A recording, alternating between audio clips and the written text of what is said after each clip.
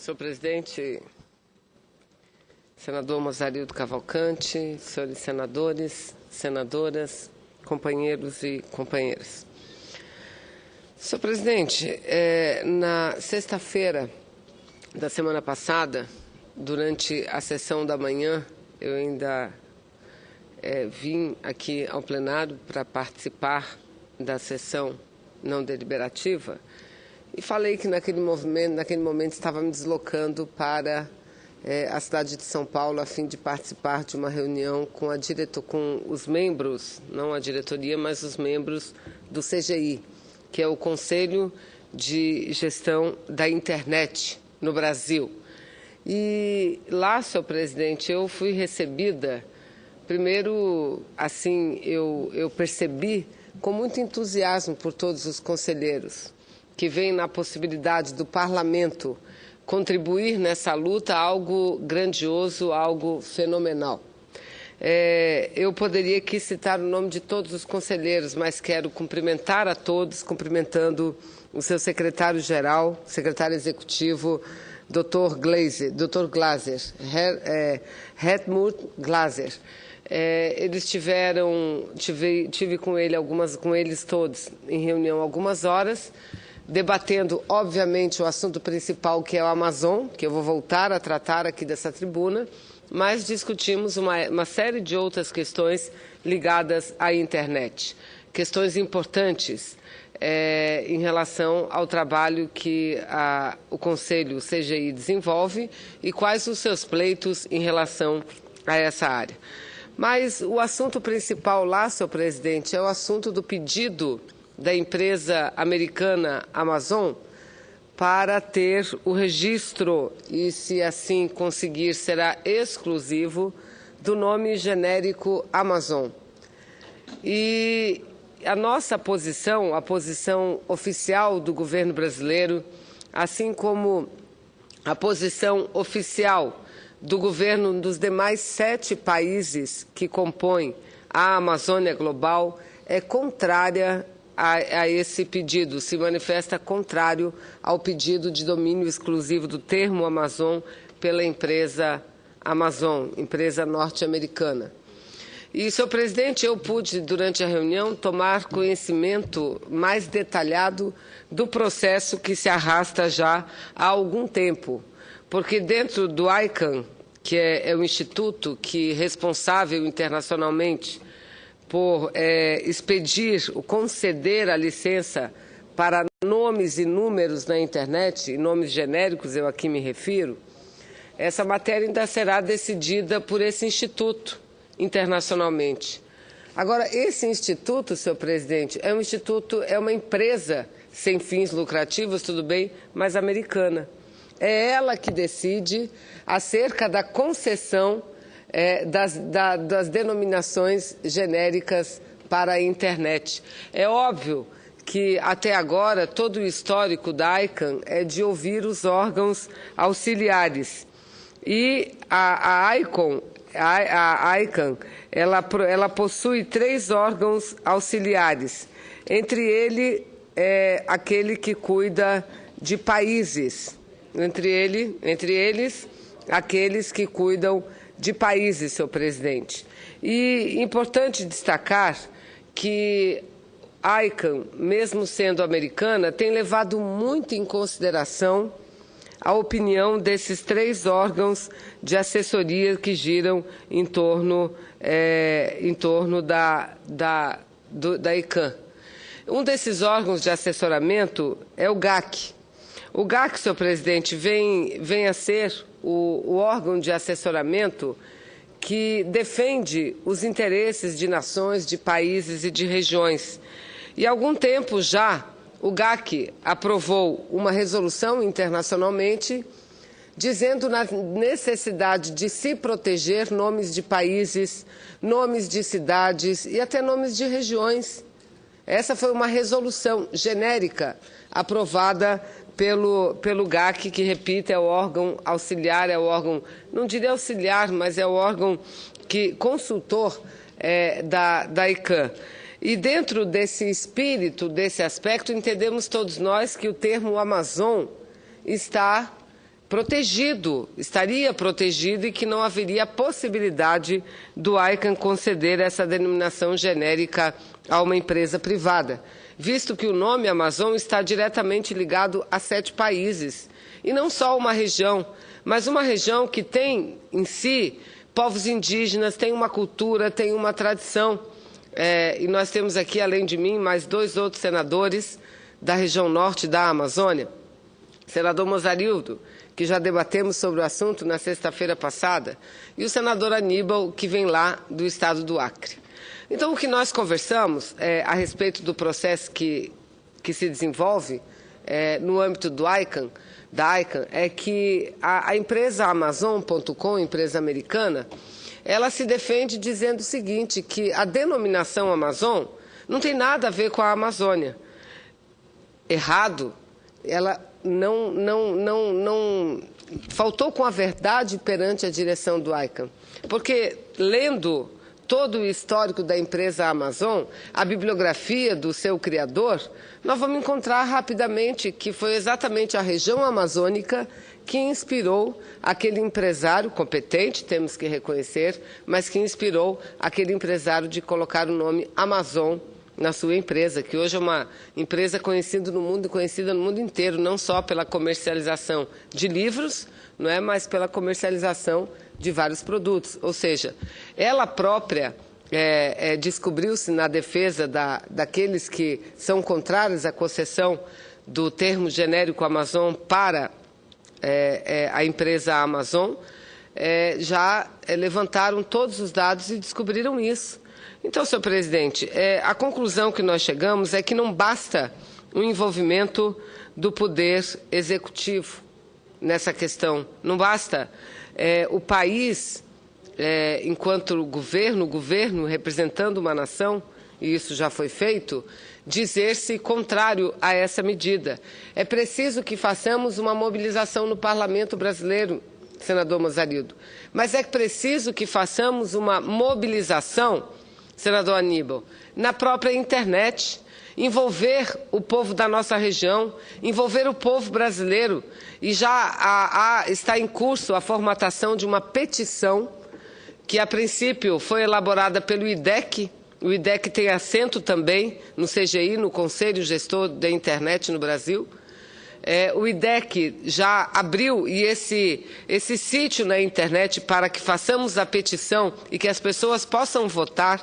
Ele está sendo, nesse momento, reformulado para que possa atingir um número muito grande de pessoas. Então, essa é uma forma da população se envolver nessa luta. A outra forma da população se envolver na luta são as entidades como o GTA, que é o Grupo de Trabalho Amazônico, por exemplo, que envolve todas as organizações indígenas da Amazônia brasileira, todos os grupos centrais sindicais, sindicatos, entidades juvenis, entidades de mulheres, comunitárias, todos encaminharem a manifestações, moções contrárias ao ICANN, contrária à pretensão da Amazon.com. Eu aqui quero me recordar do fato seguinte: não há uma similaridade direta, mas há sim, indiretamente, muito forte. Tão forte que poderíamos até considerar direta. Quando, num passado não muito distante, uma empresa japonesa tentou patentear 2 nomes. O cupuaçu, não só os nomes, o próprio conteúdo do nosso fruto, o cupuaçu e o açaí. E o fizeram, patentearam. Foi preciso que o Ministério das Relações Exteriores lutasse, travasse uma guerra dura para que essas patentes fossem canceladas. Efetivamente foram canceladas. Agora não se trata de patentes, senador Aníbal. O que se trata é de um domínio genérico exclusivo na internet, para que todos possam entender melhor do que eu aqui falo. Hoje nós temos pouco mais do que 2 dúzias de domínios genéricos da internet no mundo inteiro. O que são domínios genéricos? É o .com, é o .org, é o .gov, é o .net. É isso. Esse é um domínio genérico, o ponto alguma coisa. Pois existem quase 2.000 pedidos, mais de 1.900 pedidos para novos termos genéricos. e entre eles está o pedido da empresa Amazon para utilizar a Amazon como termo genérico. Ou seja, se quisermos colocar Estado... Porque a Amazon, todos nós sabemos, e ela não pede apenas na língua inglesa, ela pede em todas as línguas, na chinesa, em português, em espanhol, em todas as línguas, ela está pedindo domínio genérico exclusivo Amazon. Então, se isso acontecer, eu não creio que aconteça, porque eu estou muito otimista nessa campanha, que não só o Brasil desenvolve, mas todos os países da Amazônia, e isso fará com que as pretensões dessa empresa privada sejam paralisadas, porque caso isso acontecesse, por exemplo, se o estado de Roraima quisesse colocar Roraima.Amazonas, teria que pagar a empresa privada americana Amazon para utilizar esse termo genérico. Então, eu creio que a reunião não apenas foi boa, mas todas as deliberações que nós lá tomamos. Eu não tenho dúvida, falei inclusive, citei o próprio senador Mozarildo durante a reunião, que já havia manifestado a sua disposição em participar desse movimento, que é um movimento muito importante. Nós, em nossas páginas, temos que ter um link para que as pessoas entrem e votem, contrário à pretensão da Amazon, uma empresa privada, de usar com exclusividade um nome que é nosso, um nome que é dos povos tradicionais, um nome que pertence a uma região de não um país somente, como o Brasil, mas de 8 países, um conjunto de 8 países. E olha, que se falarmos do ponto de vista comercial, nós vamos rapidamente entender o porquê da pretensão da empresa Amazon, que lá atrás, quando formou-se enquanto empresa, escolheu o nome da região mais rica do planeta para a sua empresa. E hoje quer o domínio desse nome. Porque muitas pesquisas mostram que a Amazônia hoje é um dos termos mais fortes do planeta. O Brasil já não é mais conhecido como o país do futebol. É claro, somos ainda, mas não como éramos no passado com exclusividade. O Brasil hoje é conhecido pela sua Amazônia, por ser um detentor da maior floresta tropical do planeta. Não é à toa que a gente vê pelas farmácias, pelas drogarias, pelas lojas de cosméticos, um monte de cosméticos, sabonete, shampoo, creme, tudo com termo Amazon, porque isso confere legitimidade ao produto, não é? Isso confere, não há dúvida nenhuma.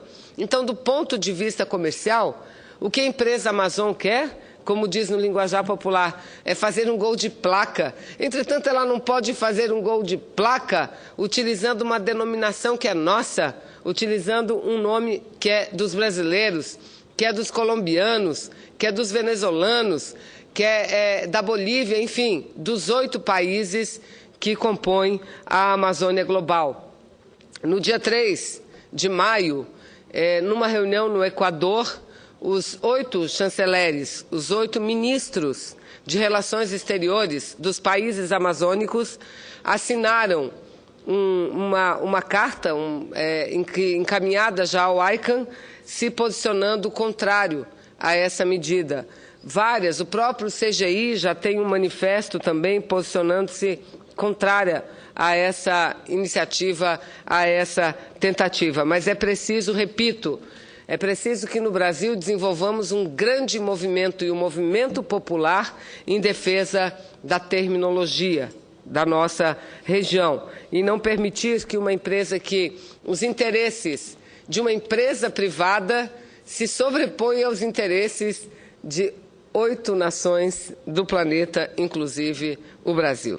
Então, senhor presidente, eu deverei conversar ainda essa semana com o deputado Bala Rocha, deputado federal pelo estado do Amapá, que semana passada assumiu como coordenador da bancada da região norte.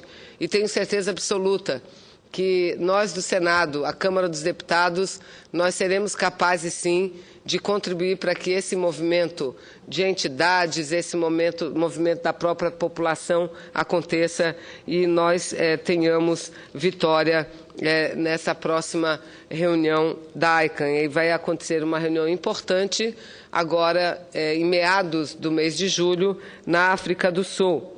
Representantes do Brasil, Ministério das Comunicações, do Conselho Gestor da Internet deverão participar, levarão a nossa posição. Agora é importante que eles todos estejam amparados num forte movimento popular, não é, para que a gente possa garantir a nossa vitória internacional e assim não permitir que ninguém use com exclusividade uma terminologia que é nossa. Mas, senhor presidente, senhores senadores, hoje pela manhã, essa casa realizou uma sessão solene em homenagem aos 70 anos da CLT, que é a consolidação das leis do trabalho. A CLT que, através de um decreto que foi assinado no dia 1º de maio de 1943 pelo então presidente Getúlio Vargas e que perdura até hoje, porque é uma lei que procura regular as relações de trabalho entre empregadores e empregados, entre patrões e trabalhadores, entre aqueles que detêm os meios de produção e aqueles que não detêm nada além da sua própria força de trabalho. É um momento muito especial. Aliás, esse ano é um ano especial, porque comemoramos esses 70 anos de direito dos trabalhadores. E eu quero lembrar que 70 anos dos direitos dos trabalhadores comemorados, e exatamente nesse ano dessa comemoração, é que o Congresso Nacional, essa casa, assim como a Câmara dos Deputados, teve a coragem de aprovar uma emenda constitucional que estende todos os direitos às trabalhadoras domésticas, ou seja, às empregadas, empregados domésticos. Isso é muito importante porque a CLT, que vigorava para alguns, para a grande maioria, mas para alguns ainda não, no Brasil, agora passa a vigorar para uma parcela importante de trabalhadoras, porque mais de 90% são mulheres que trabalham como empregadas domésticas. Então, eu penso, senhor presidente, que comemorar 70 anos de luta da SLT não deve ser feito apenas com um pronunciamento, mas deve ser feito com ações concretas de defesa da lei, porque a defesa da lei é a garantia, a defesa do próprio direito do trabalhador. Quero dizer que não são poucas as vezes que o Congresso Nacional enfrentou votações de matérias que visassem flexibilizar direitos dos trabalhadores, que visassem diminuir os direitos dos trabalhadores. Eu aqui quero destacar, e repito com certa frequência isso aqui, porque entendo como simbólico não só a iniciativa, a tentativa de retirar direito de trabalhadores, mas simbólico a forma como os trabalhadores e trabalhadoras brasileiras reagiram naquela época. Eu me refiro ao ano de 2001, quando o presidente da República era Fernando Henrique Cardoso, que enviou um projeto de lei para a casa com um único artigo, mas um único artigo acabava com uma lei que hoje completa 70 anos, porque esse projeto aparentemente singelo dizia que o negociado deveria prevalecer ao legislado, ou seja, com exceção dos direitos garantidos na Constituição, inscritos na Constituição, os demais direitos, todos eles, senhor presidente, estariam sujeitos à negociação. Ou seja, era o fim literal da consolidação das leis do trabalho no Brasil. Mas os trabalhadores se mobilizaram de norte a sul do país, em todos os rincões, nas pequenas cidades, nas pequenas empresas. E eles vieram a Brasília e aqui realizaram aquela marcha que ficou conhecida como a Marcha dos 100 mil, uma das maiores manifestações que eu já vi aqui em Brasília.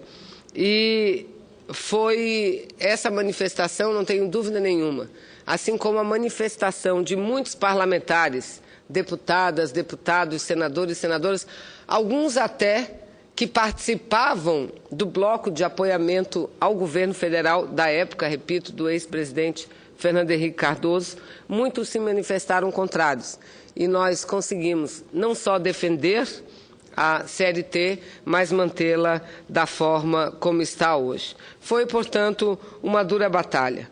Mas, senhor presidente, nesse dia, e se realizamos a sessão solene hoje, é uma sessão que também se reporta ao Dia do Trabalhador, porque a CLT foi assinada exatamente no dia 1º de maio.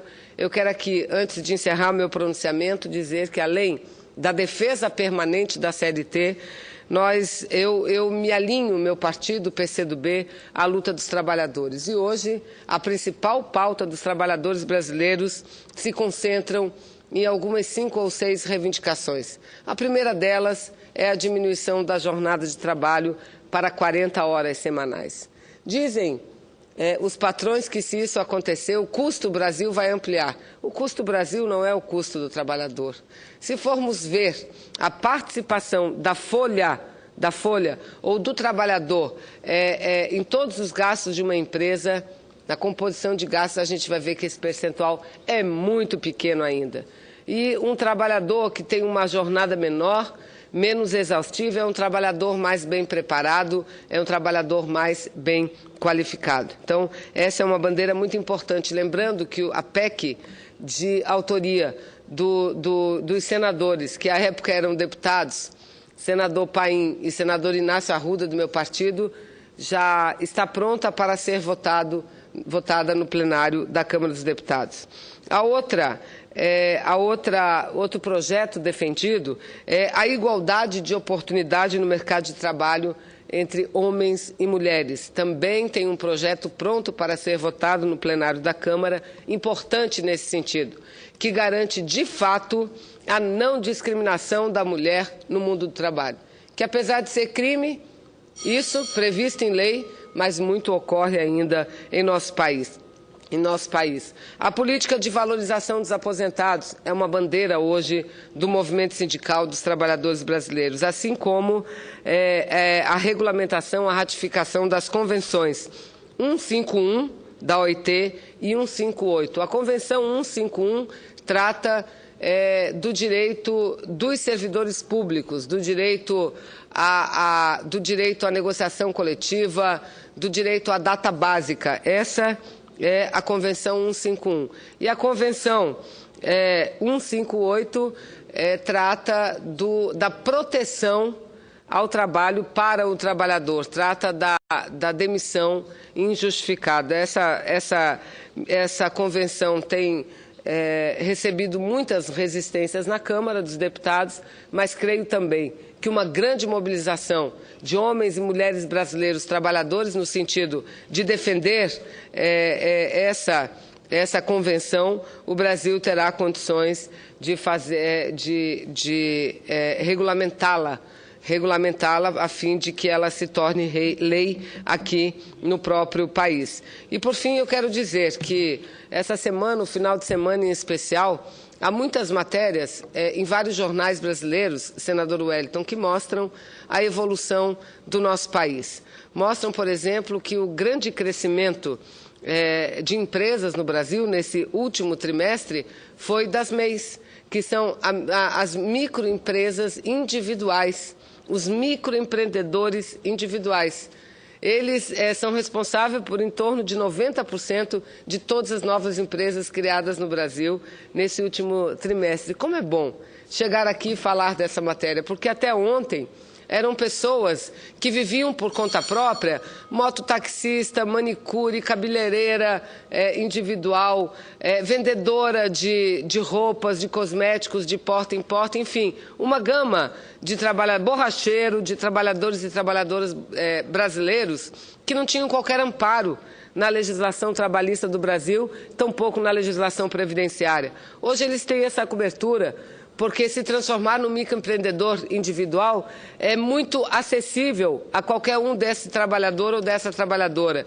E aos poucos a gente vê a gama dessas pessoas sendo formalizadas, entrando no mercado formal de trabalho. E aí sim ter a certeza, a segurança que um dia terá uma aposentadoria, que se doente ficar terá direito à licença de saúde, que se gestante a mulher ficar terá também direito à licença maternidade. Então, senhor presidente, é dessa forma que o Congresso Nacional hoje destacou os 70 anos da CLT. Também o faço, destaco esse momento importante da nossa história para os trabalhadores, mas o faço dizendo da necessidade de continuarmos avançando no direito dos trabalhadores, porque eu sou daquelas que pensam que riqueza não deve ficar concentrada na mão de poucas, a riqueza deve ser dividida na mão de todas. Muito obrigado, senhor presidente.